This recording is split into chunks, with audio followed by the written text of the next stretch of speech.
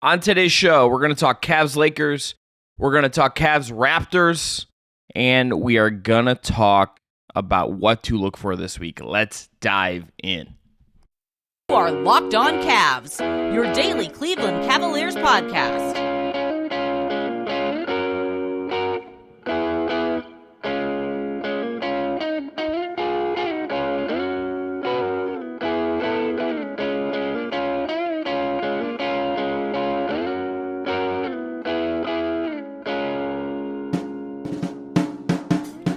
Today's episode is brought to you by PrizePicks. First-time users can get a bonus for deposit of $200. It is the easiest and most exciting way to play daily fantasy sports. Go to prizepicks.com/LockedOnNBA and use code all lowercase LockedOnNBA for a first deposit match up to $100. I'm Chris Manning. That's Evan Dammarell. Thanks again to Jake Stevens. As always, today's show, pretty straightforward. Cavs, Lakers, LeBron in Cleveland, segment 1. We're going to talk about Max Strus, Tristan Thompson, and the Cavs' pretty resilient win over the Toronto Raptors in segment 2. And then segment 3, what we are going to look for this week. 3 Cavs games on the docket over the next week. You have 2 home games, Atlanta on Tuesday, Portland on Thursday, and then they're in Detroit on Saturday evening. Remainder of the schedule TBD based on how, say, Tuesday goes for the Cavs. Yes, so some scrambling around. We'll have more games to talk about next week, and the in-season tournament. We'll see where things go, but those are the 3 we know. But Evan, to start with Cavs Lakers, there's a lot we could say about LeBron. I think let's just get this out of the way, like a minute apiece. I think, look, understandably, I know it can be frustrating for people. Not everyone is the biggest LeBron fan. I can understand. Though I personally am just in awe of that man every time I see him do stuff. He was unreal in this game, and he puts on a show every time he comes back. The tribute video they did for him breaking the scoring record was great. The whole energy about him being back in the city was great, and he was pretty darn incredible in this game. And you're not going to get that many more chances to see him in that play in that arena. That was a moment that I'm not going to forget. So we talk about people getting frustrated. My wife is one of those hating haters. I almost said the word I usually say that goes in between hating and haters. But more than that, she's just I don't get it. Why don't people just move on? Because he clearly did. But like you said, I'm in awe of him. And I've always maintained the stance. Ever since Kobe died, I appreciate greatness whenever I get to see it. I'm so spoiled as a fan of basketball, or just a fan of sports in general. I get to watch so many athletes at their physical peak and just do so many dominant things. And JB Bickerstaff, I asked him about this, leading up to the game, are you surprised LeBron's still doing just what he's doing at 38 years old and showing kind of no signs of slowing down? But like you said, there is going to come a point where this comes to an end. And he's just I was surprised at 36. I was surprised at 34. And he's after 36, I kind of stopped being surprised. And I think that's just testament to how much LeBron invests in himself physically to make sure he maximizes taking care of his body right and eating the right things and doing everything else. But like you said, he put on a show. I think he just never fails to disappoint whenever he comes to Cleveland. And this is kind of just I don't want to say a recurring theme, because the Cavs went 2-0 against the Lakers last year, but kind of a bit of a gut check for Cleveland, where the moment got a little big, and LeBron certainly took advantage of it and never relented. I think a couple of things they struggled with in this game is, I think the moment to me is probably part of it to some degree, but I think one of the things for me that maybe stood out even a little bit more is just things just never quite ever felt in sync. And whether that's the moment, whether that's the way the Lakers played them, the Cavs in the first instance of this game got trapped and committed the turnover. It didn't start well. It never really felt great in any way. But then late in the game, Donovan Mitchell is cramping up as he comes back from this hamstring injury. Darius Garland leaves this game, although he did play Sunday and looked good with the neck issue. And just nothing ever quite felt right for Cleveland in this game. The Lakers just had answers for a lot of stuff. The Cavs had issues with Austin Reeves in the inverted pick and roll. They had issues with LeBron. Evan Mobley, I think, had some real struggle moments defending LeBron one-on-one, which, understandable. It's LeBron, and he's been amazing this year. He has Evan, I don't know if you've seen this. He has the best, I'm going to double check myself. I think he has the best field goal percentage he's had in a season since his last year in Miami right now, which is insane. I'm pretty sure that's the number. That is really insane. He's in year 21. Yeah, he's shooting 55.9% from the field. The last time he was that high was 56.7. That was in 2013-14, his last year in Miami at age 29. He is now doing that at age 39. That's nuts. He's dominant. Like, he is pure, unadulterated, unfiltered power and strength. Like, he is a one of one. I think we can just go off the list of accolades. To your point, though, the Lakers, like, they cranked up the intensity quite a bit. Anthony Davis was flat out dominant in this game, and I thought, like, there are moments when Jared Allen and Evan Mobley defended him pretty well in some possessions, especially in the first half. But JB said post game, like, hey, those two did play well defensively, but like team wise, they did not play great defensively. They gave up 70 paint points in this game to the Lakers. They gave up 70 points in the first half alone to the Lakers, and the Cavs are barely holding on to a 1-point lead. And whether it's LeBron James stuff or it's Malibu Manu coming off the bench for them, that's my nickname for Austin Reeves now. But like, the Lakers are clicking really well, and like, I was bullish on them heading into the season, and I still feel pretty firm on that conviction. But yeah, like the Cavs are certainly outclassed and I think out-talented in this one, and the Lakers just kind of hit the right pressure points to really make the Cavs uncomfortable. And they certainly felt like they were lethargic and kind of going through the motions at times too, where like they couldn't kind of find that spark. Like you said, it was like a weird game, and it's kind of been a common theme for some of these home games for the Cavs, where like maybe the Knicks stole their mojo last postseason and the Cavs are still kind of searching for it. But like, the Cavs do not have that home court advantage that they had last year, and they have to start maybe digging a bit deeper to refine some of that grit and tenacity that worked for them last year, especially in games that are like big like this and where emotions are so high. Two numbers that I think are, to me, kind of tell a little bit of a story about this. Number one, Cavs offensive rating 107.5. That was despite having that's not good for context. That's well below league average.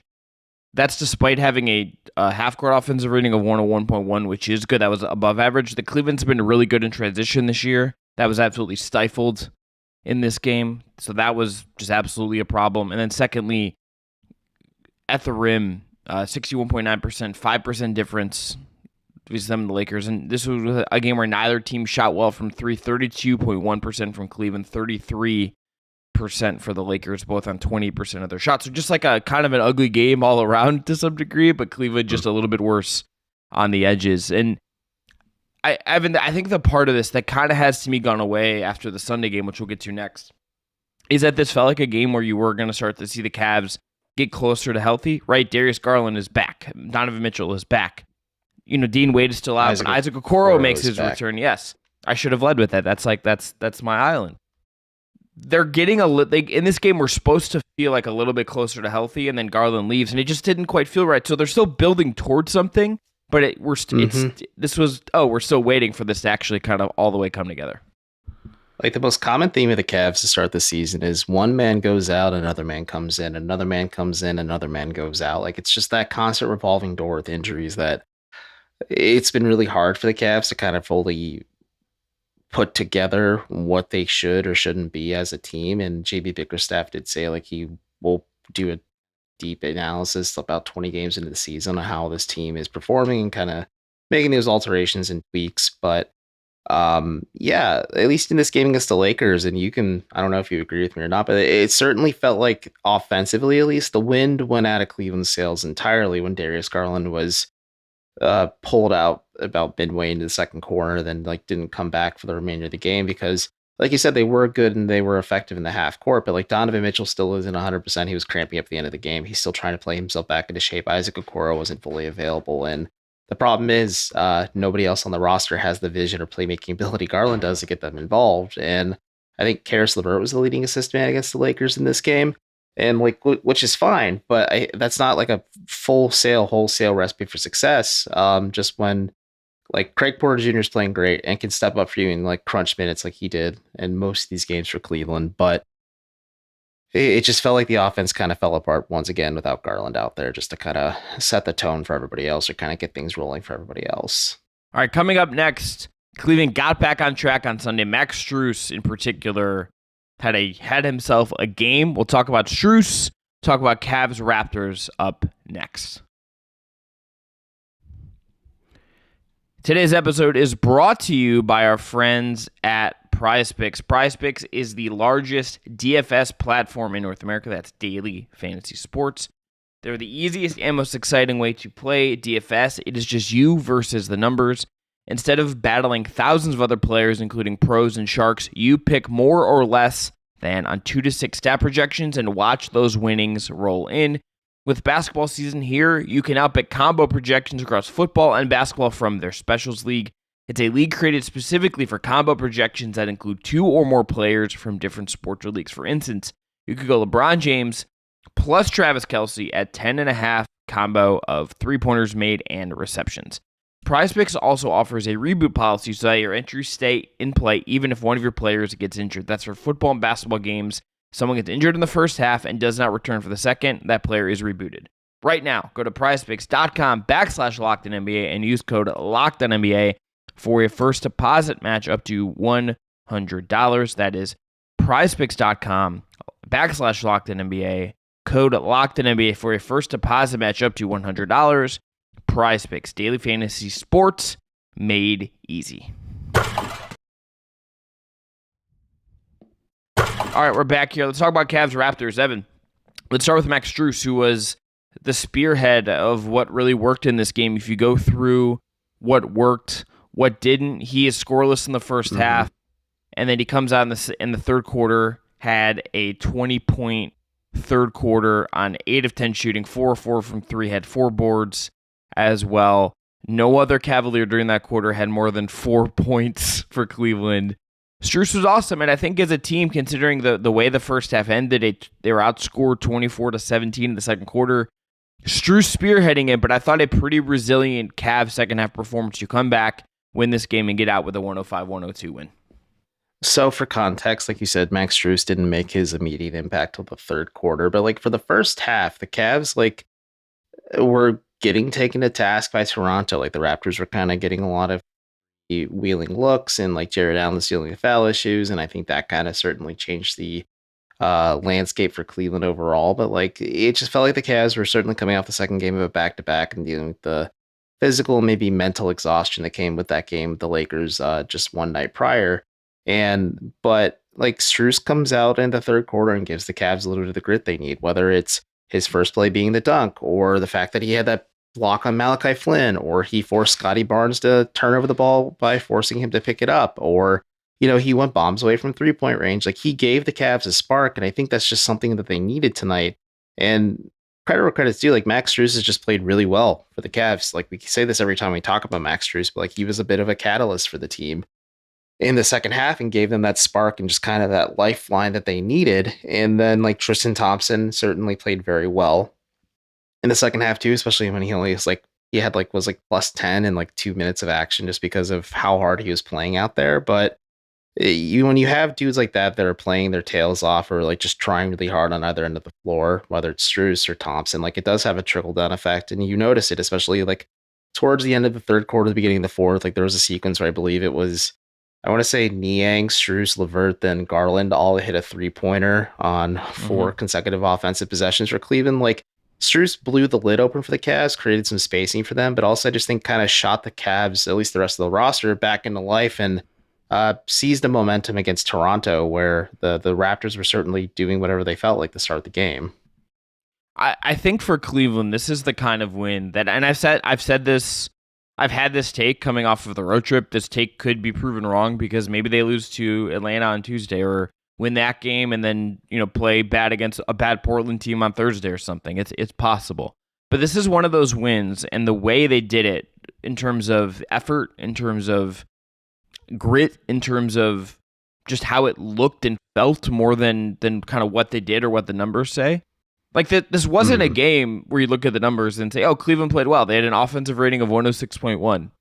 They had a really good defensive performance, but a pretty offensive performance in terms of how efficient they were scoring. They shot well at the rim. Again, were poor from 3, 32.3% from 3 in this game. Like Donovan Mitchell was non-existent. Yeah, Donovan Mitchell, I think that hamstring is just bothering him. Like, it just is. I think that, and OG Anunoby is a guy who's like kind of had his number all throughout his career. Yeah, I mean, if there's a kind of guy you want to have defend Mitchell, it's a big wing who can cut off his attacks and can hang with him athletically, and that's OG for sure. but they did enough, right? Like the Cavs transition stats, where they were bad against the Lakers, they were scoring at a rate of 153.8 in transition in this game. That's amazing. They were great off of steals, converted well off of live rebounds as well.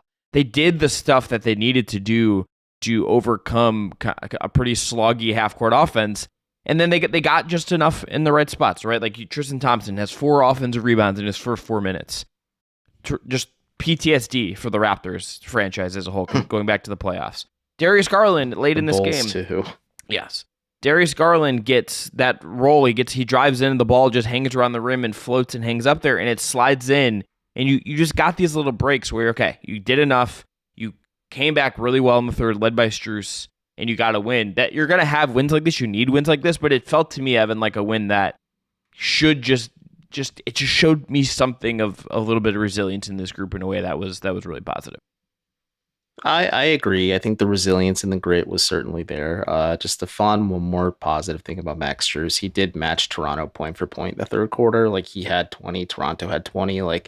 And the Cavs needed all 20 of those points to climb back into this game. But yeah, he was the momentum shifter and the tone setter in the second half for Cleveland. And it's just crazy to think, I always joke, oh, there's always going to be that Miami Heat guy that falls off, and Strus isn't one of those dudes, clearly, but he is bringing the Cavs a little bit of something different that they maybe had at times last season, and they're still searching for now, but he is bringing them that grit and tenacity most nights, because even if it's a competitive loss, Max Strus has stepped up and has been an impactful player, even if his shot's not falling, but when we talk about a lot of these wins for the Cavs, he is usually kind of a figurehead behind why the Cavs were able to pull out a victory in most nights. I am curious to see where this kind of builds. The last thing just because I think it can it lead to something, and look, some of this is going to be health dependent. I mean, you still don't have Dean Wade.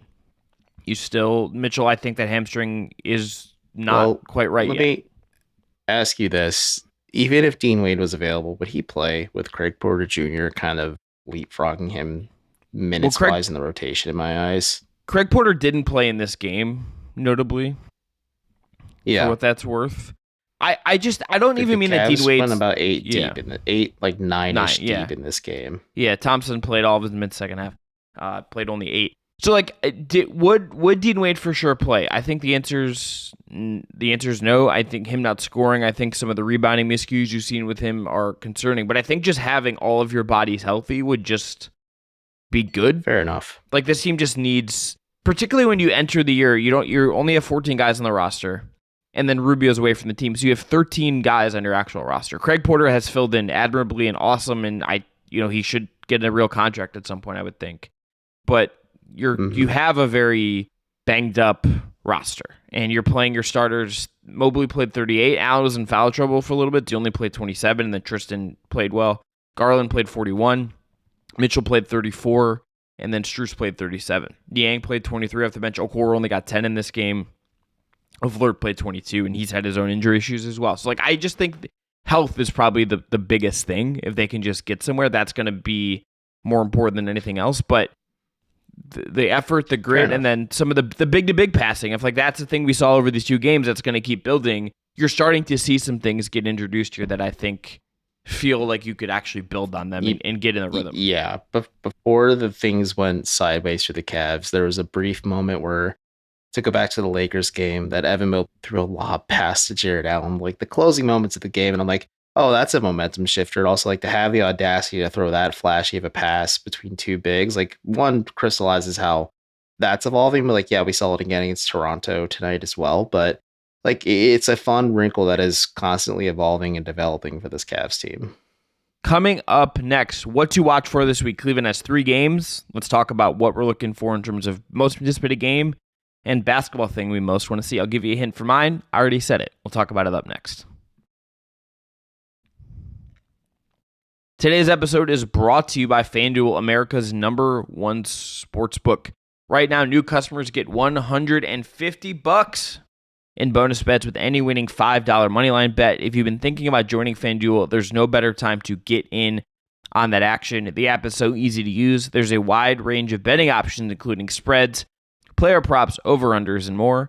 So it's FanDuel.com/LockedOn and kick off the NFL season. That's FanDuel, official partner of the NFL, and that's the official sportsbook of Locked On. They have NBA odds, props, all of that stuff as well if you're interested in that. They don't have a lineup yet, but if you're interested, they'll have Cavs Hawks lines ahead of Tuesday. So again, that's FanDuel.com/LockedOn. New customers get $150 in bonus bets with any winning $5 moneyline bet.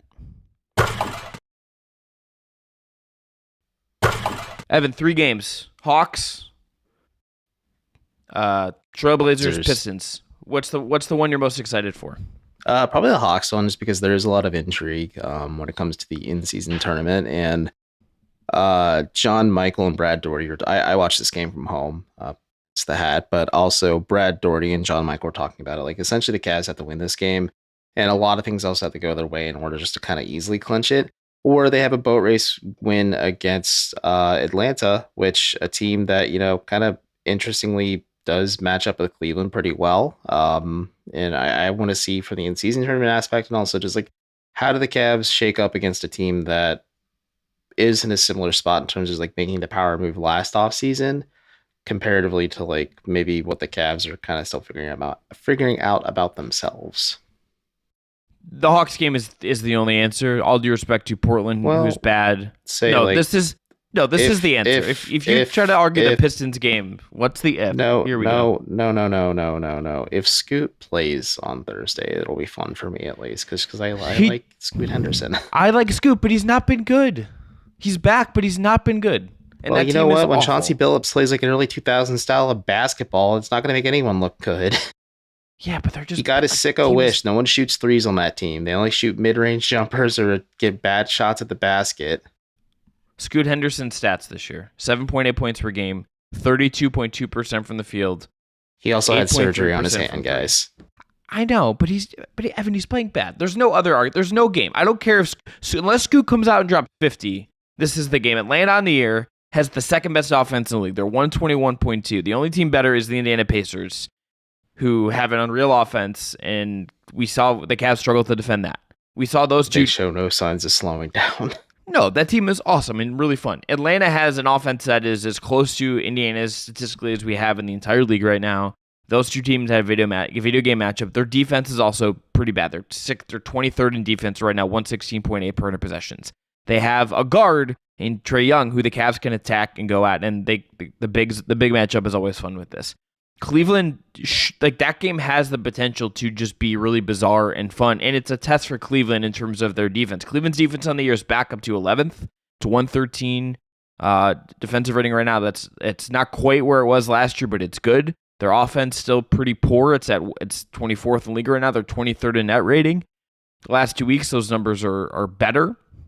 But Cleveland is in this spot where they're progressing. I think they're getting a little bit better, but this is a game where, on top of the NBA Cup part of it, this is a really high potent offense. The defense has to be locked in if they want any chance of winning this game, and they're going to have to be at their best. And if they get in a shootout, are they capable of, if the game breaks that way, if Atlanta gets going and gets rolling and is scoring a bunch, can Cleveland get into gear and get in a shootout to win the game? I want to see if that's possible. I don't think they're able to get into a shootout with Atlanta. Like, Quinn Snyder can I'm skeptical. Dial this thing up quite a bit to exploit the other issues Cleveland has defending. Like, the Cavs struggled with threes this year. Like, it's such a weird thing. Like, especially it's just becoming so apparent in a lot of these games lately. But like, to your point, like the Cavs have to dial it up on defense. They really have to clamp down on just anyone on Atlanta's roster. But like you said, really like bully Trae Young and either get him in foul trouble so he can't kill you with his scoring ability, and also just like the fact that he's the worst defender in the league behind or in front of Damian Lillard, I'd say. That like you just exploit that every chance you get, and maybe this is a way for Mitchell to find a bit of his groove again after he came up flat against the Lakers and struggled pretty mightily against the Raptors. Basketball-wise, Evan, the thing for me this week that I most want to see is the continuing big-to-big action. Something we have seen as an evolution of Cleveland's offense, I think particularly of late, and Jared Allen is playing amazing basketball right now. is whether it's Mobley in the short roll or Allen in the short roll, those guys are hitting each other with lobs. The one of them is sliding in from the dunker spot, and they're looking for it. It is something that is built into sets as an option. Atlanta can be a test for that, considering they have good centers and they have some forwards that have some good size. But this is something that is adding layers to the offense, that is giving it some more functionality. It's giving Evan Mobley some structure in those spots on the floor. I think that is something to watch this week. And can they just beat the two bad teams on their schedule and just take care of business in a way they should? This is one of that's the on-court basketball thing. And how does that big passing develop and kind of look over the next 3 games? I'm curious to see the big passing, and then how does it continue to evolve? And like you said, Atlanta will be an interesting test, just because of like Okongwu or Capella, or even just some of the big forwards they can throw at them as well. Like, I know there's going to be no Jalen Johnson in this game, but like still, like it could be an interesting matchup for how Cleveland can kind of poke and prod Atlanta's front line with their 2 big men who have shown a lot of on-court chemistry with each other. I know you may roll your eyes at this, but like Detroit at least has the bodies to do it, whether it's Duran or Stewart or Wiseman or Bagley. Like, they have the bodies to at least test it. The Cavs can continue to practice it. And like you said, 2 bad teams that they can handle business against. Like, I think those are also really good opportunities to maybe kind of practice these interesting wrinkles you have in your arsenal, instead of just like doing it against guys in scrimmages, or in this case with the Cavs, probably like walkthroughs and film study. And it gives you just more tangible footage, data, and things like, oh, hey, this worked a little bit more. Maybe we can make this slight adjustment. So like when the games are a little bit tighter, we're actually against any, not the Pistons or the Blazers. And I know the Wizards are coming soon for the Cavs. Like the teams like that, like you can try some of this goofier stuff, especially if you don't let the game get out of hand, because this is the NBA. Like, you never know, anything is possible, as one Kevin Garnett said once. But for me, what I'm looking at is, I just real quick, I like they use the Kevin Garnett phrase about him winning a championship to apply to the idea that the Detroit Pistons might be able to beat the Cleveland Cavaliers. That's art, my friend. I love that. You know what? It's like, as George Lucas says, it's like poetry. It rhymes and stuff like that. Talking about episode 1, nonetheless. For me, it's just like, can the Cavs kind of establish a regular offensive rhythm? I think the big passing is part of it, but we saw a lot of success. And granted, a lot of it came when Donovan Mitchell was out for the Cavs, but when they were attacking downhill and applying constant rim pressure, whether it was through Garland or even Strus at times, but especially Mobley and Allen, like the defenses have to read and react to that. They obviously have to adjust and defend the rim and defend the paint, but that gave us plenty of opportunities for guys like Karis LeVert, Darius Garland, Max Strus, George Niang, even Craig Porter Jr. sometimes when he feels like taking a 3. And Donovan Mitchell as well, who can benefit from the downhill pressure and also like the more wide open 3-point attempts too. Like, can the Cavs kind of just build a cadence and rhythm offensively so they don't feel so herky-jerk at times, or maybe come out lifeless, where at least the Lakers ride it really well. Like, I think they try to do the big to big, or at least a pick and roll type play where the Cavs try to apply pressure right away and the Lakers ride it well. Like, how can the Cavs read and react to that so like they're not so one note and easy to prepare for, all while trying to build that offensive rhythm and cadence that clearly is successful for just, working for this Cavs team so far. We're going to end there. Back tomorrow, I'm going to be talking with Brad Rowland of Locked On Hawks, previewing Cavs Hawks, talking in-season tournament, and just talking with our guy, Brad. So we'll talk to you then. Back then, Evan, I'll be back after Cavs Hawks with a recap in your feeds Wednesday morning for that as well. I'm Chris. That's Evan. Thanks again to Jake Stevens as always. And Scoot truthers out there, not be silenced. Evan, I love Scoot Henderson, but the fact that you're trying to argue that game is potentially more compelling for a guy who's not playing well is wild. And I love you, but that's wild. I just like watching fun rookies, and I hate Chauncey Billups as a head coach. That's like, all fair. He's an awful head coach. I feel bad for Oregon State fans, but like, I was on the CFB subreddit because, Black Monday's coming, so a lot of coaches are going to lose their job. Joe Moorhead is one of them. Fingers crossed.